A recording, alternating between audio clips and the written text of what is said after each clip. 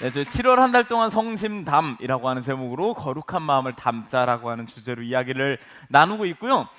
지난주에 저와 여러분이 내기를 했었죠. 그래서 여러분이 처참하게 지셨습니다. 하지만 또 교회는 은혜로운 곳 아니겠습니까? 일부 예배 분들이 내기에서 이기셨거든요. 그래서 책 10권을 제가 구매를 했고 그 중에 5권은 일부 예배 분들께 드렸고 2부 예배 분들을 위해서 제가 5권을 따로 이렇게 쟁여뒀습니다. 그래서 이따가 여러분들에게 5분 뽑아서 책을 선물해 드리려고 하는데요. 책을 어떻게 선물해 드릴 수 있을까 제가 고민을 하다가 지난주랑 지지난주는 빵을 그냥 먹는 이야기였거든요. 근데 오늘은 빵을 맛있게 먹는 이야기를 할 거예요. 그래서 이런 분들을 뽑아보려고 합니다. 한번 띄워주시겠어요?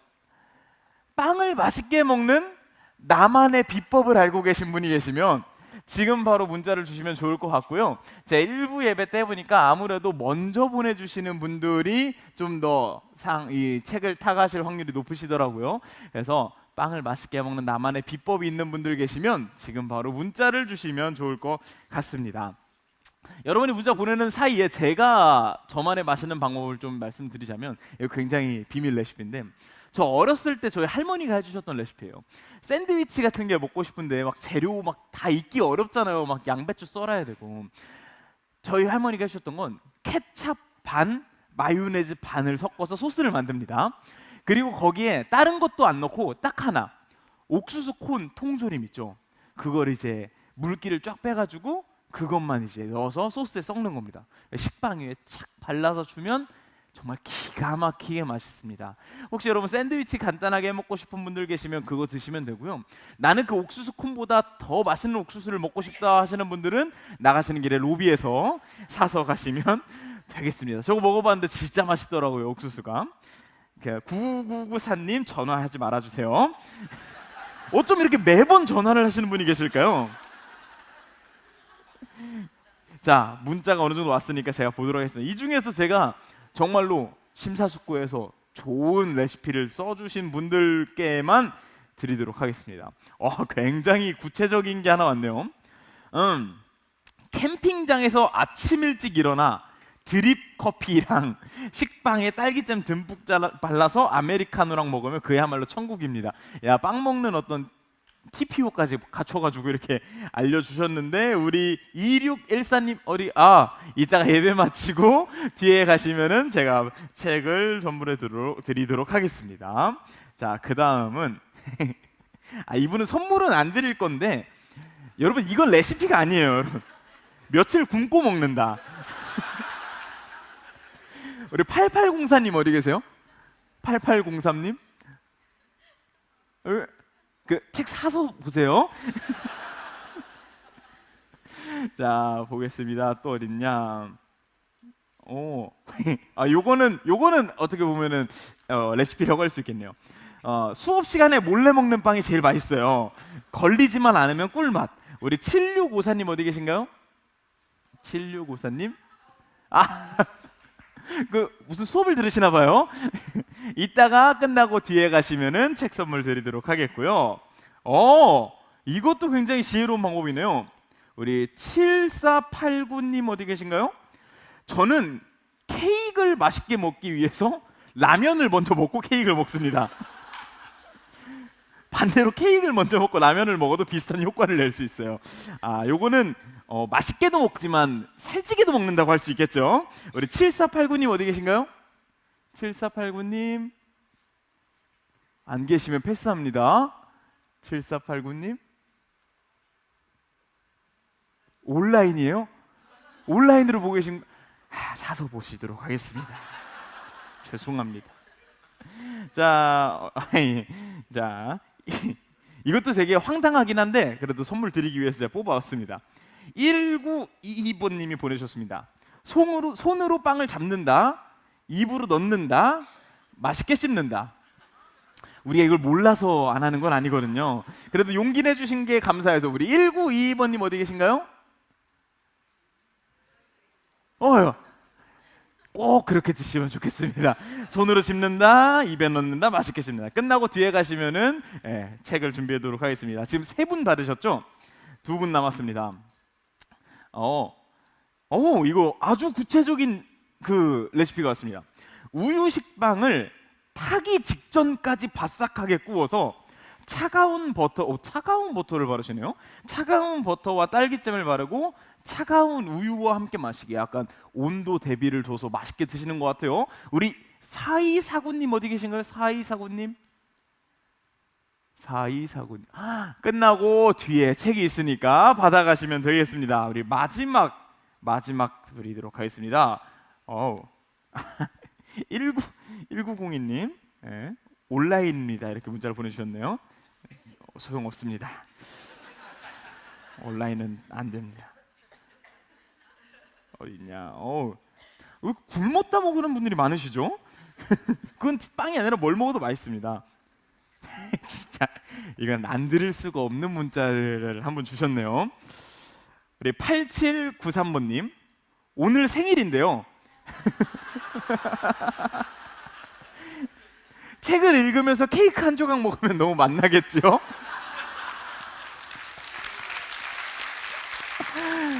어떻게 안 드립니까? 우리 8793번님 어디 계신가요? 8793번님 오늘 생일이신 분. 마지막 생일이신 분은요, 특별히 직접 드리도록 하겠습니다. 우리 앞으로 나와주시면.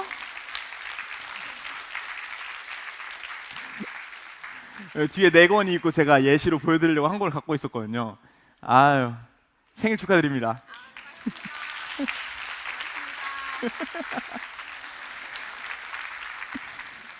저런 걸 이제 반칙이라고 합니다. 이번 한 달 동안 저희가 성심담이라고 하는 주제로 이야기를 나누고 있고요. 그 중에서도 오늘 제가 나눠드린 이 책의 저자이신 맥스 루케이도 목사님 이야기로 시작을 하려고 합니다. 이 맥스 루케이도 목사님이 다른 책에서 저와 여러분이 알고 있는 그 복음을 미녀와 야수라고 하는 그 동화 혹은 영화, 그걸로 이제 비유를 들어서 설명을 해주셨어요. 표지 보여주시면 여러분 많이 보셨죠. 미녀와 야수라고 설명을 하면서 이렇게 그 책이 시작을 합니다. 만약 야수의 삶에 미녀가 없었더라면 이라고 하는 질문으로 그 책의 서두가 시작이 됩니다. 야수도 원래는 되게 멋진 삶을 살았었어요. 멋진 궁전에서 멋진 외모로 멋진 사람다운 삶을 살면서 행복하게 살고 있었단 말이죠. 언제 전까지요? 그의 인생에 저주가 찾아오기 전까지 말이에요. 저주가 찾아오고 칠흑 같은 어둠이 찾아오고 그의 삶이 변하기 시작을 하면서 남들에게 드러내서 보여주기 싫어하는 모습으로 바뀌고 그는 칩거 생활을 시작을 합니다. 그의 얼굴에 몸에 짐승처럼 털이 나기 시작을 하고요.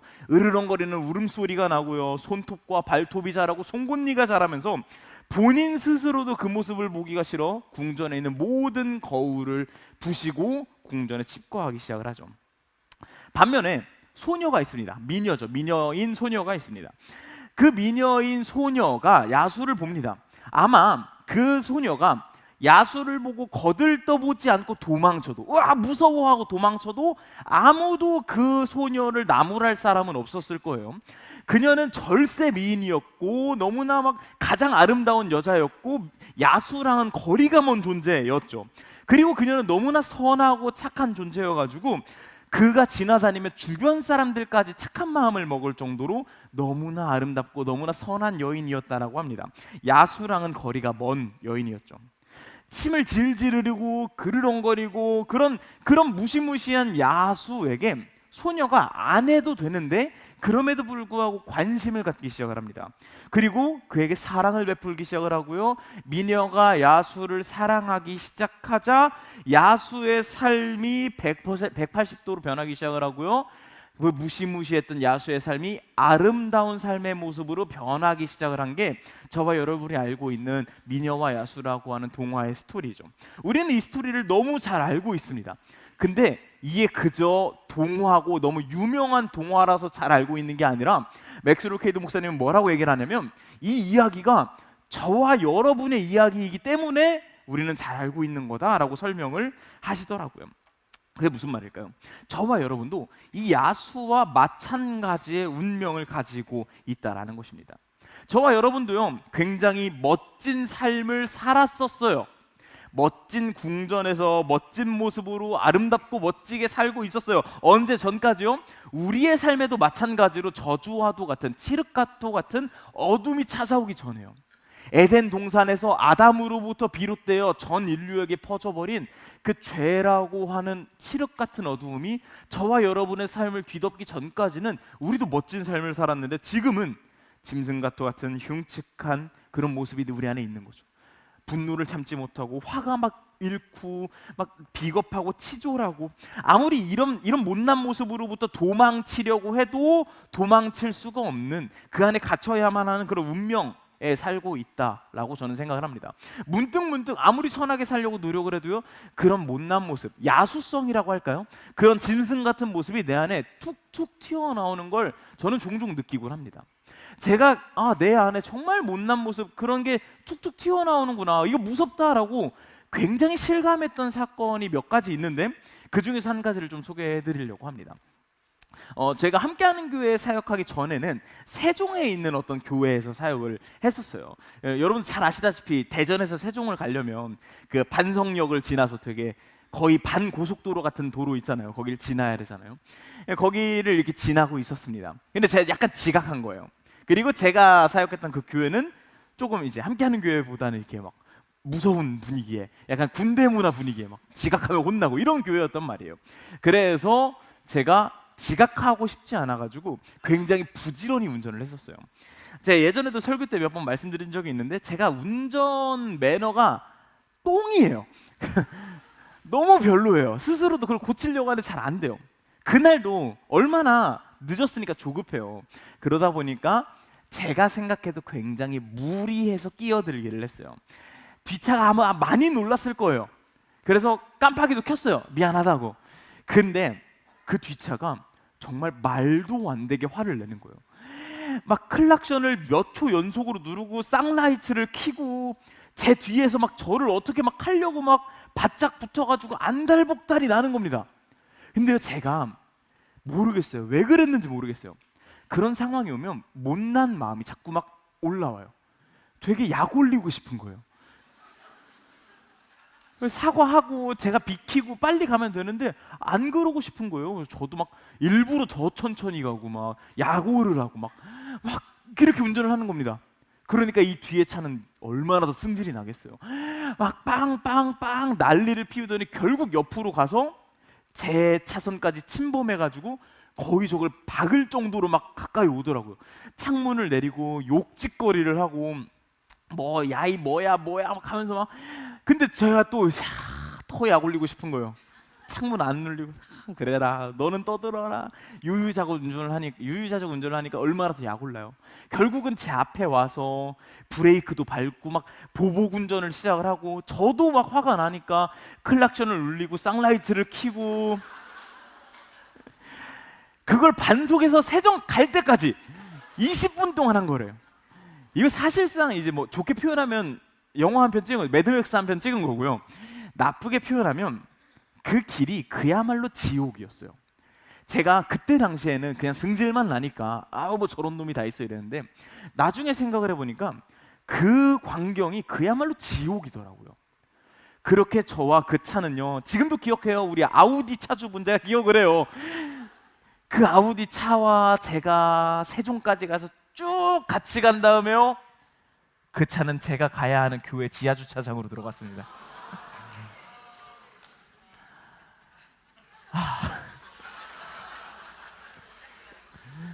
저는 어떻게 했을까요? 저는 거기 주차장에 절대 주차를 못했죠. 멀리 공터까지 가서 거기다 주차를 했어요. 주차를 마치고 파킹에 놓고 핸들을 부여잡고 자괴감이 드는 겁니다. 내가 뭐 하는 거지? 내가 왜 이랬지? 제가 뭐 하러 가는 길이었다고요? 교회에 사역하러 전도사가 가는 길이었어요. 가는 길에 그 난리를 피우면서 간 거예요.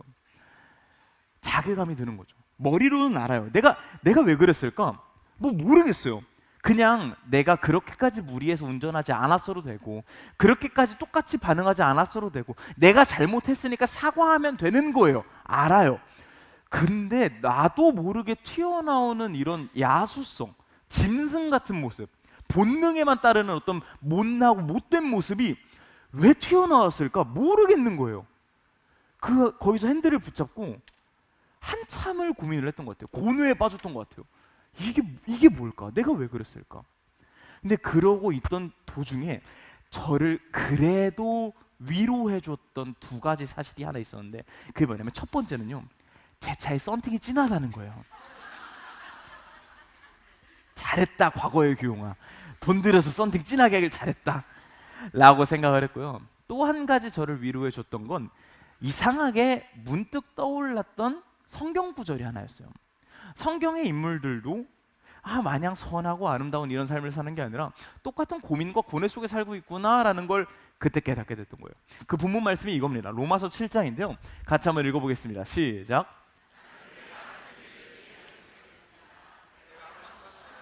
하지 않고 미워하는 일을 행하고 있으니 말입니다. 지금 이 말은요, 누가 하는 이야기냐면 새신자가 하는 얘기, 불신자가 하는 얘기가 아니라 그 유명한 바울 선생님이 하고 있는 이야기입니다. 바울 선생님도 고민인 거예요. 고뇌에 빠지는 거예요. 내가 왜 그럴까? 나는 하나님의 자녀로서 이런 일을 하고 싶은데 나도 모르게 불쑥불쑥 튀어나오는 내 안에 그런 더러운 모습, 죄성, 야수성, 짐승 같은 침을 질질 흘리는 모습이 왜 자꾸 이런 일을, 내가 미워하는 일을 하게 되는 걸까? 나도 이해가 안 된다라고 하는 똑같은 고민을 바울 선생님도 하고 계시더라고요. 좀 전에 이야기 드렸지만 여러분, 성경이 그렇게 마냥 선한 사람들이 모여서 선하고 아름다운 이야기를 하는 책이 절대 아니에요, 여러분. 성경은요, 제가 봤을 때는 오히려요, 야수들이 싸우는 이야기예요. 야수들이 침을 질질 흘리고 더러운 모습으로 치고박는 이야기라고 저는 생각이 들어요. 여러분, 다윗 왕 알죠? 너무 유명하죠. 그 다윗 왕의 젊었을 때 삶을 보세요. 어떤 삶이었어요? 그 주변에 둘러싼 사울이라고 하는 야수가 침을 질질 흘리며 눈빛을 그렁그렁하면서 일평생 다윗 왕을 죽이려고 쫓아다닌 이야기예요. 다윗 왕 입장에서는 어땠을까요? 저 인간은 뭐 하는 거야? 뭐 크게 잘못한 것도 없어요. 그냥 질투가 난대요. 근데 사울 왕을 바라보면서 다윗 왕이 얼마나 몇 번이나 생각을 했겠어요. 저 인간 속에 뭐가 들어있을까? 저 분노와 저 질투와 저 더러운 모습, 저걸로 날 죽이려고 하네. 무서워 죽겠네. 짜증나 죽겠네. 온통 그의 삶은 그걸로 겁먹어 있었을 거예요. 근데요, 그 다윗 왕이 나중에 어른이 되고 왕이 되고 어떤 일을 하나요? 어떤 여인을 봅니다. 너무 예쁩니다. 갖고 싶습니다. 그의 남편인 자기 부하를 죽이고 그 여자를 취하는 더러운 야수 같은 모습을 보여주면서 그의 말년이 이제 구성이 됩니다. 물론 나중에 회개는 했지만요. 여러분, 구약 성경이 뭔가 아름다운 사람들이, 하나님의 백성들이 모여서 하나님께 제사하는 아름다운 이야기 같으세요? 아니요. 구약 성경 좀만 읽어보세요. 성폭력, 살인, 침략, 착취 이런 걸로 가득한 책입니다. 신약 성경은 뭐 다를 줄 아세요, 여러분? 신약 성경의 가장 첫 스타트 사건이 뭔지 아세요, 여러분? 헤롯 대왕이 자기의 권력을 지키기 위해서 한 마을에 2살 이하의 남자아이들을 모조리 죽여버리는 이야기로 시작하는 게 신약 성경입니다. 여러분, 성경은요, 아름다운 사람들의 아름다운 이야기가 아니라 수많은 야수들이 싸우는 이야기라고 저는 생각을 합니다. 그리고요, 그 성경에 나오는 수많은 야수성들, 죄성들, 무서운 모습, 안타까운 모습, 어떤 보기 싫은 모습들이 가장 극에 달한 순간이 언제일까 생각을 해보면 저는 예수님께서 십자가에 달리시던 그날 밤이 가장 그 야수성이 들끓었던 밤, 가장 그 야수성이 이를 악물고 그르렁 소리를 내며 잡아먹으려고 눈빛을 쏘아내던 밤이 바로 그 예수님이 돌아가셨던 밤이라고 생각을 합니다. 어느 날 예수님이 잡혀갑니다. 예수님의 제자들은요, 예수님 옆에 찰싹 붙어 있었습니다. 마태복음 25장에 모든 제자들이 예수님이 나 곧 잡혀갈 거야 라고 하니까 예수님 그런 말씀하세요. 내가 죽더라도 당신 곁을 지키겠습니다 라고 모든 제자가 이야기를 하고요, 25장이 채 끝나기 전에 모든 제자가 도망갑니다. 한 명도 비겁하지 않은 제자가 없습니다. 헤롯 왕은요, 흥미거리가 필요했어요. 심심풀이가 필요했어요. 여기에 마땅한 나사렛 출신 죄인이 한 명 있어요. 만만해요. 그를 손쉽게 그냥 사망시키는데 전혀 주저함이 없었던 그런 극악무도함이 그에게 있습니다.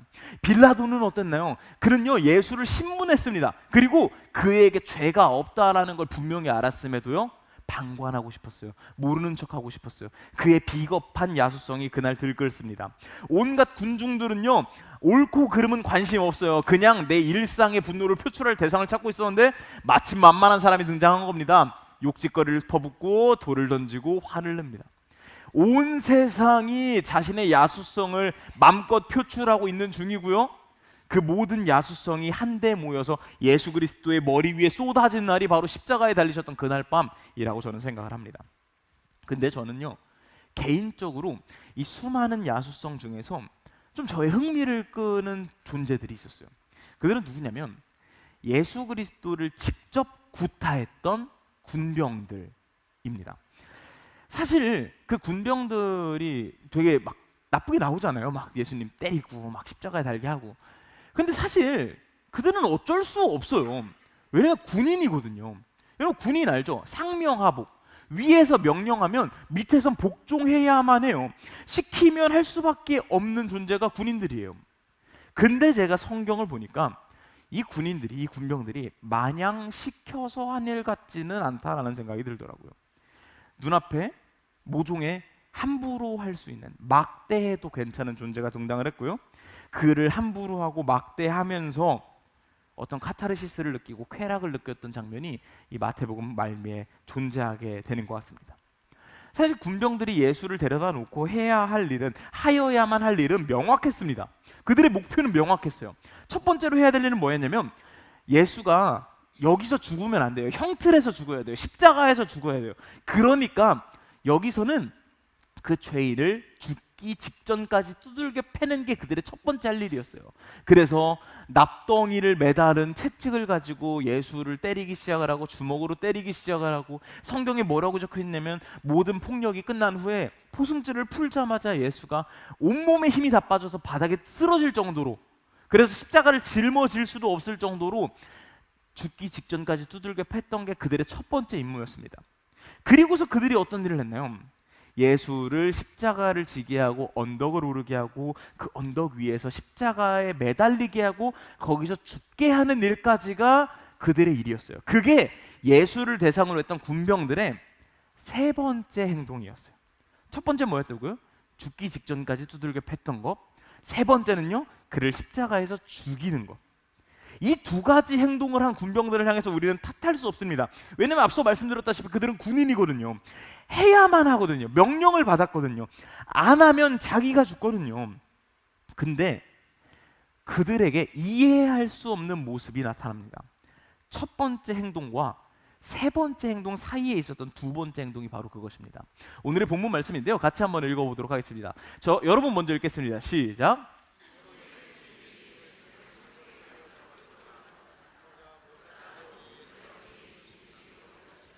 그들은 예수님의 옷을 벗기고 대신 붉은색 옷을 입혔습니다.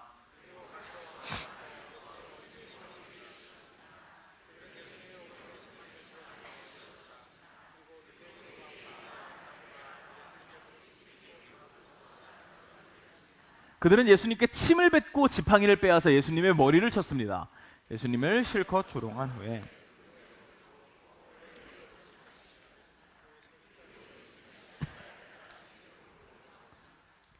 군병들에게 주어졌던 임무는 심플합니다. 나사렛 죄인 한 명이 있으니 그를 십자가에서 죽이면 돼. 이건 절대 무리되는 요구가 아니었어요. 억지로 하는 명령이 아니었어요. 그때 당시 십자가는요, 형틀이었거든요. 죄인을 형틀에 달아서 죽인다라는 건 결코 무리한 요구는 아니죠. 그런데요, 그 명령과 명령 사이에 군병들의 본능이 드러납니다. 예수님을 조롱해요. 실컷 조롱해요. 어떻게요? 얼굴에 침을 뱉으면서 조롱한다고 이야기를 해요. 자기가 누굴 죽을 때까지 때렸어요. 죽기 직전까지 때렸어요. 거의 죽어가는 사람 앞에 두고 그의 얼굴에 침을 뱉는 행위는, 그리고 그것으로 쾌감을 느끼는 행위는 어디서부터 비롯된 행동일까요? 누군가의 얼굴에 침을 뱉는다라는 건요, 그의 신체를 상하게 하겠다라고 하는 의도가 아니에요. 그의 영혼을 괴롭히겠다, 그의 영혼에 상처를 주겠다, 그의 영혼을 수치스럽게 만들겠다라고 하는 의도가 담겨 있는 행동인 거죠. 사실 침은요 99%가 물이랑 똑같은 성분이라고 합니다. 근데 그렇다고 해서 누군가 얼굴에 침이 튀겼을 때 물 좀 쳤네 하고 말 사람은 없잖아요. 사과하잖아요. 미안해, 침이 튀었다.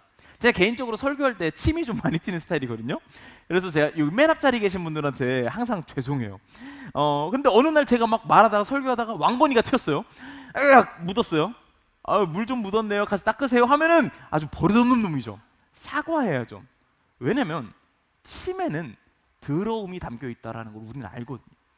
99%가 물이라고 해도요, 거기에는 우리의 더러움이 담겨 있어요. 여러분이 길 가다가 어떤 사람이 바닥에 가래침을 칵퇴 뱉어요. 그걸 눈으로 봤어요. 어떤 기분이 드세요? 불쾌하죠. 왜냐하면 그게 단순히 길바닥에 물 쏟았네 이게 아니잖아요. 그게 거기에 담겨져 있는 그 사람 안에 담겨 있는 그 야수성이 밖으로 드러낸 거고, 그걸 보는데 당연히 불쾌할 수밖에 없는 거죠. 누군가의 얼굴에 침을 뱉는다고요? 말도 안 돼요. 상상도 못할 일이에요. 그걸 어떻게 해요? 그건 오직 상대를 깔아뭉개기 위한 행동이거든요. 그걸 지금 누가 당하고 있다고요? 예수 그리스도께서 당하고 있는 장면을 저희가 함께 본 겁니다. 여기서 성경 이야기를 마무리하고 이제 여러분의 이야기로 한번 여쭤보려고 합니다. 여러분은 누군가의 얼굴에 침을 뱉어본 적이 있으신가요? 없으실 거예요. 그런 분 계시면 좀 무서우니까 나가주세요. 근데요, 내 여기 신체에 있는 물리적인 침 말고요, 나의 야수성이 나도 모르게 튀어나와서 마치 얼굴에 침을 뱉듯 너무나 손쉽게 타인에게 내 본능으로 상처를 줬던 일은 없으신지 궁금합니다.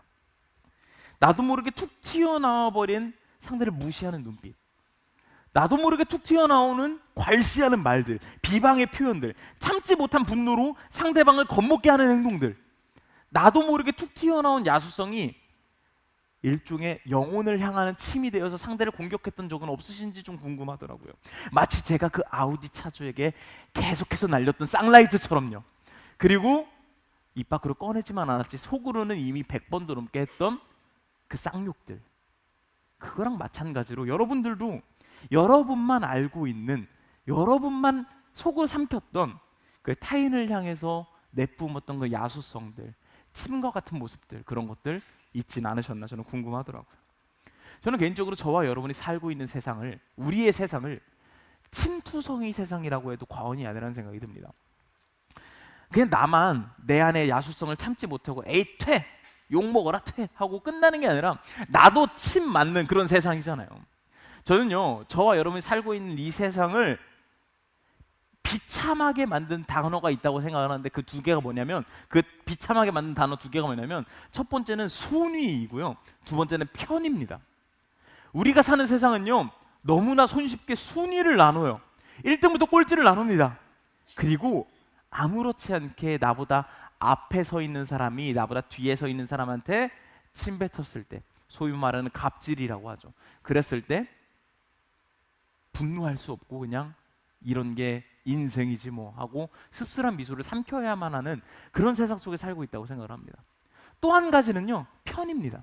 내 편이면 침 맞으면 절대 안 되고요, 남의 편이면 너무 쉽게 그의 얼굴에 침을 뱉는 세상 속에 살고 있다는 생각이 들어요. 저는 개인적으로 요즘에 SNS를 하면서 충격을 받습니다. 저는요, 지역 갈등, 뭐 지역 감정 이런 건요, 저희 윗세대들의 이야기라고 생각을 했어요. 아니요, 저와 또 비슷한 30대, 20대 혹은 10대까지 그 젊은 애들이 뭘 안다고 이상한 정치 이념에 빠져서 너무나 쉽게 상대의 진영을 욕하는 어떤 모습들을 보곤 해요. 그냥 내가 좋아하는 정치를 지지하는 지역이 아니면 욕하고 보는 거예요. 최근에 제가 너무 깜짝 놀랐습니다. 그 댓글창 같은 걸 보면요, 그야말로 침투성이에요. 어느 지역에 무슨 뭐 안타까운 사고가 벌어졌어요. 수많은 반대 지역에 사는 그쪽 정당을 지지하는 사람들이 몰려와서 니네 동네 사는 애들이 그렇지 뭐, 반대도 마찬가지예요. 니네 동네가 그렇지 뭐. 내 편이 아니면 얼굴에 침 뱉는데 아무렇지 않아 하는 세상 속에 살고 있구나. 이게 그래도 저희 윗세대 어른들은요, 어느 정도 예의가 있었어요. 근데 요즘 그 댓글들 보잖아요, 품위와 질서와 아무것도 없습니다. 노골적이에요. 그냥 침 뱉는데 아무런 거리낌이 없는 그야말로 침투성이 세상, 죄투성이 세상 속에 살고 있다는 생각이 듭니다. 어쩌면 우리가 이게 너무 익숙하니까 원래 세상살이가 그런 거야, 그러니까 침이 있는지 없는지 인지를 못하고 살고 있다는 생각도 들어요. 마치 물고기가 처음부터 물에서 살았으니까 물이 있는지 없는지, 물이 존재하는지 아닌지 인지를 못하는 것처럼 말이에요. 그걸요, 바울 선생님은 에베소서에 이렇게 이야기를 합니다. 우리는 본질상 진노의 자녀다. 그냥 태생이 그렇게 태어났다. 나도 여기서 벗어날 수가 없다라고 바울 선생님이 이야기를 하고 있는 겁니다. 우리도 우리의 운명을 바꾸고 싶죠. 선한 일을 자꾸 하고 싶죠. 성경도 그걸 부정하지 않아요. 우리를 죄인이라고 이야기를 하면서 너네는 평생 선한 일을 할 수 없을 거야 라고 이야기하지 않아요. 하지만 이야기하는 그 죄인이라고 하는 존재의 속성은 이런 것 같아요. 죄를 안 짓고 싶어도 안 지을 수가 없는, 나도 모르게 툭툭 튀어나오는 그런 운명 속에 살고 있다라고 이야기를 하는 것 같아요. 다윗 왕은요 그런 운명에 대해서 이렇게 이야기를 합니다. 시편 51편에요. 나는 어머니 뱃속에 있을 때부터 죄성을 가지고 태어났습니다라고 이야기를 하고요. 예레미야 선지자는 뭐라고 이야기하냐면요, 표범이 자기 반점을 지을 수 없듯이 우리도 우리의 죄성을 없앨 수가 없다라고 이야기를 하고 있습니다. 저는 저와 여러분이 여기에 와서 앉아있는 이유도 비슷하다고 생각을 해요. 그저 종교적 평안을 얻으려 오시는 분들도 계시겠지만 때로 어떤 분들은요 이미 한 주를 살았어요. 근데 아무리 내가 선하게 살고 거룩하게 살려고 애를 써도 도저히 안 돼요. 나도 이번 한 주도 또 쓰러졌어요. 또 자빠졌어요. 또 승질을 냈어요. 또 화를 냈어요. 또 창피한 일을 했어요. 이거 누가 좀 도와줬으면 좋겠다고 하는 마음으로 이 자리에 와서 앉아 계신 분들도 계시겠다라는 생각이 듭니다. 이쯤에서 오늘의 빵 이야기를 해보려고 합니다. 아까 말씀드렸죠. 저는 오늘은 빵을 맛있게 먹는 이야기를 해보려고 한다고요. 그래서 몇 가지 준비물이 필요합니다. 참 열심히 하죠 제가. 자, 오늘 제가 빵을 맛있게 먹기 위해서 준비한 게 뭐가 있냐면요, 전선도 필요해요. 바로 일단은 오늘의 빵입니다. 식빵 준비했고요. 처음으로 진짜 성심당 가서 샀어요. 첫 주에 설교 시리즈 하고 나서 어떤 분이 성심당에서 PPL 들어오는 거 아니냐고 약간 기대했는데 안 들어오더라고요. 이 식빵을 맛있게 먹기 위해서 제가 오늘 준비한 건요, 토스터기입니다. 잠시만요. 세팅을 한번 해볼게요. 자, 전기 코드를 꽂고 됐습니다. 이 식빵 성심당 빵이고 유명한 빵이에요. 딱 봐도 맛있어 보이죠? 제가 집에서 먹어봤는데 맛있어요. 근데 이미 맛있는 이 빵을 제가 더 맛있게 먹기 위해서 토스터기에 넣고 한번 구워보도록 하겠습니다. 저도 이거 빌려온 거라 잘 모르는데 되는 것 같아요. 좀 전까지 제가 빵 이야기를 하기 전까지 했던 이야기가 뭐냐면, 그 이야기의 정체가 뭐냐면 우리의 운명에 대한 이야기예요. 침투성이 세상 속에 살 수밖에 없는, 그냥 그 속에서 나도 타인에게 침 뱉고 내 얼굴에도 침 맞으면서 불쾌하고 수치스러워하면서 살 수밖에 없는 그런 운명 속에 우리는 살고 있다라는 겁니다. 근데 이런 우리를 바라보면서 예수 그리스도께서 어떤 행동을 하셨나요? 그의 얼굴에 맞았던 수많은 침, 사실 십자가에 달리는 데 있어서 침을 맞는 건 필요한 일은 아니었거든요. 반드시 필요한 일은 아니었어요. 그가 맞았던 그 치욕들, 불필요하고 억울했을 그 침들을 잔뜩 묻힌 채로 어디로 가셨나요? 십자가로 향하셨습니다. 누가요? 예수 그리스도가요. 하늘의 왕이요, 하나님의 독생자요, 만왕의 왕인 예수 그리스도가 얼굴에 침을 맞을 대로 맞고 십자가로 향하셨다는 이야기입니다. 그가 십자가로 향하는 데 있어서 필요에 의해서 주어졌던 것들도 있었어요. 그가 목이 마를 때는 신포도주를 달라고 요청해서 드시기도 했고요. 십자가를 짊어지기 어려울 때는요, 옆에 시몬이라고 하는 그런 사람을 세워서 그가 십자가를 대신 짊어져 주기도 했어요. 그의 필요에 따라서 주어졌던 것들이 있다고요. 그 상상의 나라를 조금 펼쳐보자면 얼굴에 침을 딱 맞았어요. 에이씨, 야 스탑. 야 내가 십자가 진다고 했지 침 맞는다 그랬냐? 하고 야 이거 닦고 다시 하게 수건 갖고 와 해도 아무도 뭘 할 수가 없어요. 아마 예수가 그렇게 말했으면 하늘에서 천군 천사가 세마포를 들고 와가지고 그의 얼굴을 광나게 닦아줬을 거예요. 근데 예수 그리스도는요, 침을 거절하지 않았어요. 그가 단순히 어쩌다가 묻은 침을 가지고 정신없으니까 십자가까지 정신없게 간 게 아니에요. 그는요, 구약 성경에서부터 얼굴에 침 맞기로 결심한 분이었어요. 이사야서 50장 말씀인데요, 같이 한번 읽겠습니다. 시작.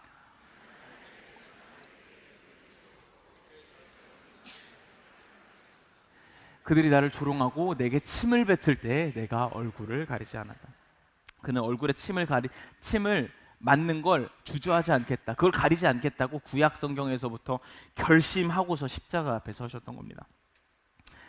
그가 얼굴에 묻힌 채로 십자가로 가지고 갔던 그 침들은요, 군병들의 침이죠. 군병들의 침인데 저는 어쩌면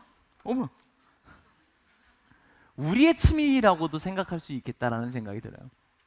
저와 여러분이 가지고 있었던 그 야수성, 죄성, 나도 모르게 툭툭 튀어나와서 내 주변 사람부터 멀리 있는 사람까지 손쉽게 상처를 줬던 그 발톱들, 송곳니들, 그게 침으로 모여서 예수 그리스도의 얼굴에 묻은 건 아닐까라는 생각이 듭니다. 그가 얼굴에 묻힌 채로 십자가로 가지고 왔던 그 침은요, 저와 여러분이 맞았던 침이겠다라는 생각도 들어요. 세상의 온갖 평가들, 손가락질들, 네가 그러면 그렇지, 이 세상의 기준으로 나를 가지고 놀았던 그 수많은 침들을, 내가 맞았어야 했던 그 침과 수치를 예수 그리스도께서 대신 맞으시고 십자가로 가지고 간 것은 아닐까라는 생각이 듭니다. 예수는 침을 가지고 십자가로 가기로 결심하셨습니다. 오늘은 성찬식이 있는 날입니다. 성찬식은 뭐 하는 날일까요? 기념하는 날입니다. 무엇을 기념하는 날일까요? 여러 가지로 설명할 수 있겠지만 저는요, 토스터기로 구운 빵을 기념하는 날이라고 생각을 합니다.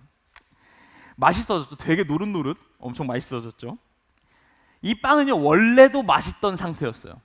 근데요, 잠시 우리 눈에 보이지 않게 되었다가요, 다시 우리 눈에 드러났을 때 더 맛있는 존재로 변화되었습니다. 이걸 기독교에서 뭐라고 이야기하나요? 부활이라는 겁니다. 예수 그리스도는요, 원래도 우리에게 필요한 존재였어요. 그의 설교들만 남았어도 우리의 삶을 훨씬 유익하게 만들었을 거예요. 더 사랑하며 살아라라고 하는 그의 조언들만 있었어도요, 우리의 삶을 분명히 더 아름답게 만드셨을 거예요. 하지만 예수는 거기서 멈추지 않으셨어요. 잠시 사라지셨다가요, 조금 더 우리에게 필요한 모습으로 다시 나타나십니다. 죄와 사망으로 갈 수밖에 없는 운명, 죽을 수밖에 없는 운명, 야수성을 표출할 수밖에 없는 운명에 처해 있던 우리를요, 다시 살게 하시려고요, 우리에게 부활을 선물해 주시려고요, 그가 먼저 부활된 몸으로 다시 우리에게 오신 겁니다. 십자가에 달려 죽으셨다가요, 우리에게 가장 필요한 모습으로 오신 것, 그것이 바로 부활이라는 것입니다. 이제 우리가 할 수 있는 건 뭘까요?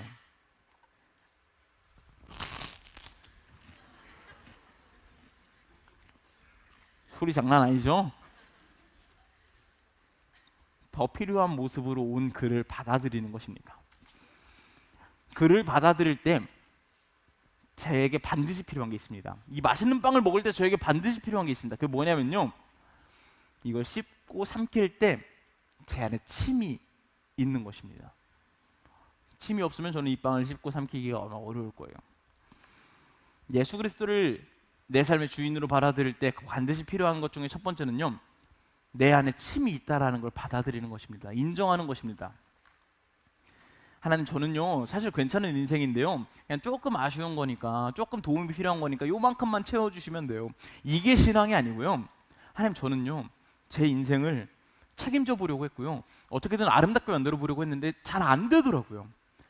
내 안에 있는 이 침이라고 하는 죄악이, 야수성이 내 발목을 붙잡고 놔주질 않더라고요. 하나님, 도와주세요. 이걸 인정할 때 우리는 예수 그리스도를 받아들일 수 있게 되고요, 저희가 함께 한 달에 한 번씩 하고 있는 성찬은요, 그냥 한 달에 한 번 하는 기독교적 행사가 아니라요, 내 안에는 예수가 없었고, 나는 예수가 없는 삶이었고, 예수가 없는 인생이었고, 예수가 없는 운명이었는데 그를 받아들였습니다. 그래서 내 안에 죄는 사라졌고요, 이제 내 안에 예수로 가득합니다 라는 걸 몸으로 표현해 보는 게 바로 성찬이라는 것입니다. 찢겨진, 부서져 오는 저 크래커를 예수의 몸이라고 생각을 하면서 섭취를 하는 거고요, 포도주를요 그의 피라고 생각을 하면서 섭취를 하는 겁니다. 그가 내 안에 왔고 내 안에 죄는 사라졌습니다 라고 몸으로 고백해 보는 순간이 바로 성찬인 것입니다. 이 시간에 여러분을 성찬의 자리로 초대하고자 합니다. 그동안 여러분이 성찬을 어떤 마음으로 하셨는지는 잘 모르겠습니다만, 오늘은 한번 이런 마음으로 같이 해보셨으면 좋겠어요. 그의 찢겨진 몸, 그의 흘리신 피가 나의 침을 닦아주기 위해 오신 그분이다 라는 것을 한번 생각해 볼 수 있었으면 좋겠어요. 원래는 내 안에 침이 너무 가득해서 자꾸만 타인에게 상처를 주기 일상이고, 나도 타인에게 상처를 받고, 이 운명의 굴레에서 벗어날 수가 없다고 생각을 했었는데 아니요, 이제는 극복할 수 있는 힘이 생겼습니다. 어디로부터요? 내 안으로 와주신, 날 위해 얼굴에 침 잔뜩 묻힌 채로 십자가에 가주신 그 예수님 덕분에 그게 가능해졌다라고 고백하는 마음으로, 선포하는 마음으로 함께 성찬에 참여해 볼 수 있었으면 좋겠습니다.